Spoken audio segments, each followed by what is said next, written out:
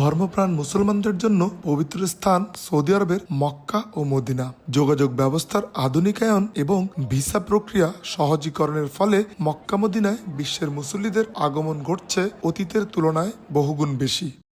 সরকারি হিসেবে চলতি বছরের প্রথম 3 মাসেই 1.5 কোটিরও বেশি মানুষ ওমরা পালন করেছেন। তথ্য অনুযায়ী মোট হজযাত্রীদের মধ্যে সৌদি নাগরিক 24%, এর মধ্যে পুরুষের সংখ্যা 60.5% আর নারীর সংখ্যা 39.5%।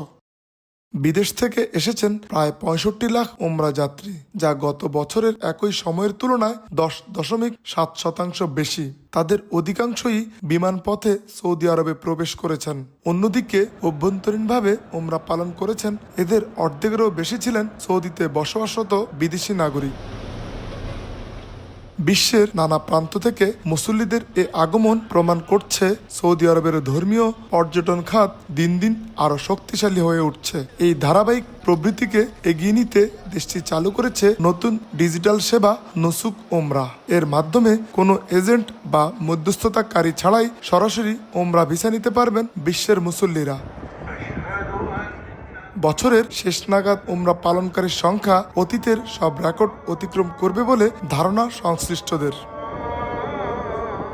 আরিফুর রহমান, সময় সংবাদ, সৌদি আরব।